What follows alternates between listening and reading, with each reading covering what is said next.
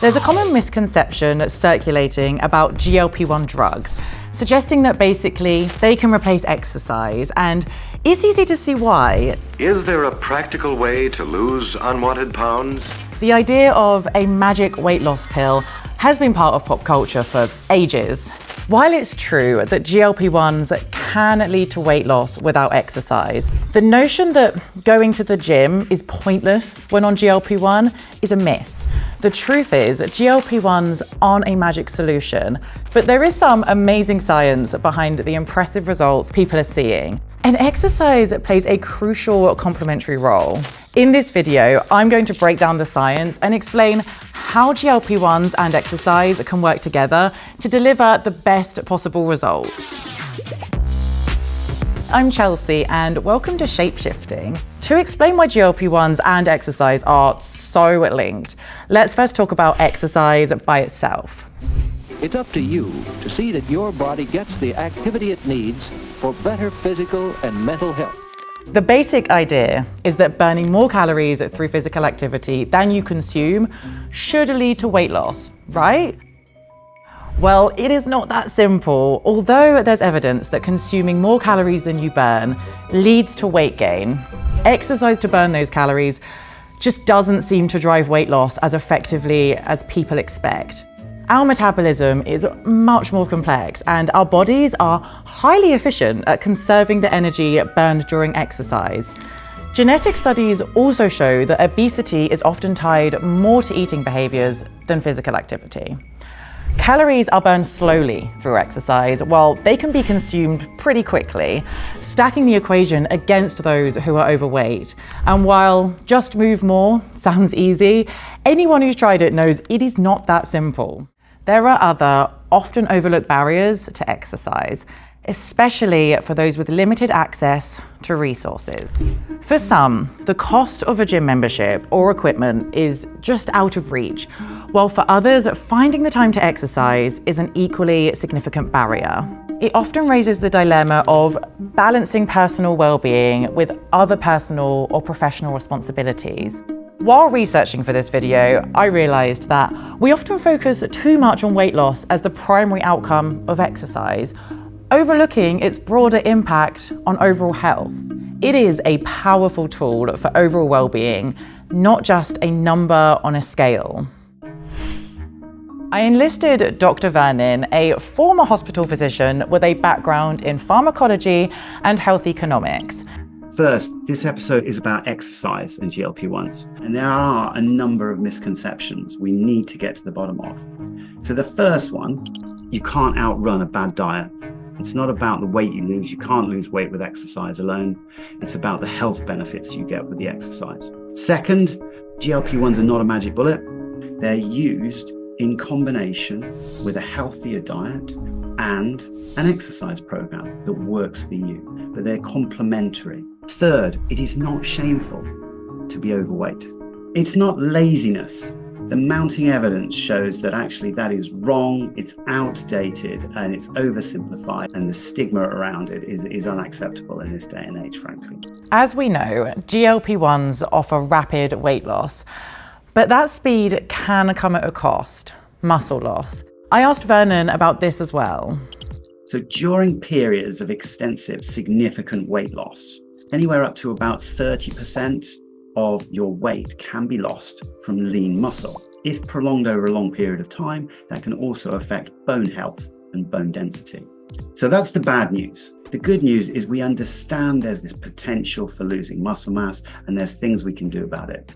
So a fitness program that is personalized to you, makes sense and fits in with your daily activities and your routine, particularly one that includes resistance training. It will help maintain your muscle mass, and it will help you keep the weight off. This should be combined with a high protein meal intake if possible, and that part of that healthy balanced diet. It should also be noted that many people on GLP-1s report a really positive change, right? So as they begin to lose weight and they start to enjoy maybe even some exercise, you can get into a positive cycle, right? You don't have to start running marathons tomorrow. It's the little things that count to begin with. That sense of success is as an affirmation. It's a positive reinforcement to continue losing weight, maintaining your health, and in fact improving your health outcomes. And it gets you into a positive cycle. I looked into a study that Vernon mentioned. In this clinical study, participants were divided into 4 groups: placebo, exercise alone, GLP-1 alone, and GLP-1 with exercise. And the results showed that while both the GLP-1 group and the combination of GLP-1 and exercise achieved similar weight loss, the combo group experienced far greater benefits. Not only did they see an increase in cardiorespiratory fitness and quality of life, they also had fewer instances of gastrointestinal issues. This highlights the powerful positive cycle GLP-1s can create.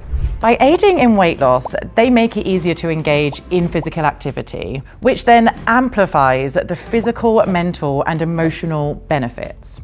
In addition, the combination group had a greater reduction in fat mass than GLP-1 alone, as well as an increase in fat-free mass.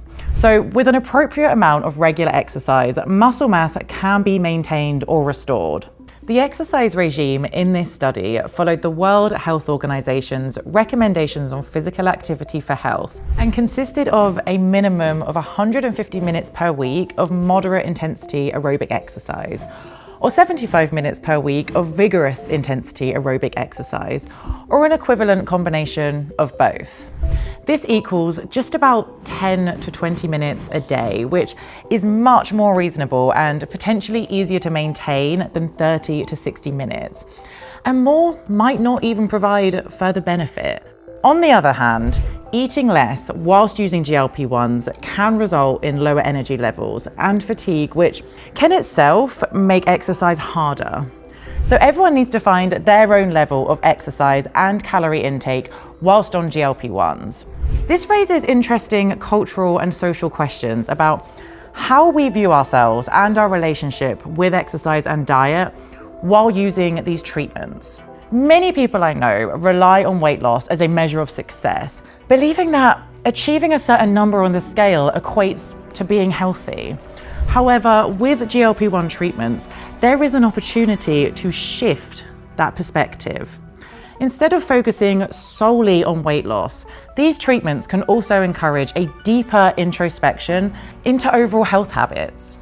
As GLP-1s help with physical changes, they also prompt us to reevaluate how we approach long-term health and fitness, moving beyond just the aesthetic or numerical outcomes. To sum it up, while exercising alone can save you money, it requires countless hours, mental resilience to overcome long-term psychological hurdles, and a lot of physical effort. On the other hand, using GLP-1s may lead to successful weight loss, but can also come with potential side effects like gastrointestinal issues, muscle loss, and unexpected changes in body shape.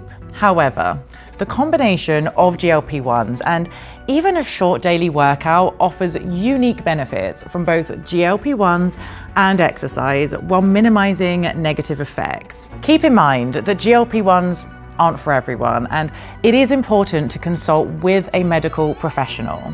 If you feel comfortable, I would love to hear your exercise and weight loss journey stories in the comments. If you found this video helpful, don't forget to give it a thumbs up, hit the subscribe button, and turn on notifications so you don't miss our latest content. We have more episodes on GLP-1s posting soon. Millions of people are now living in a world where managing weight is no longer an uphill battle. 1 in 8 Americans have tried medications like Ozempic and Wegovy. GLP-1s offer immense potential for weight loss, a real chance at healthier living.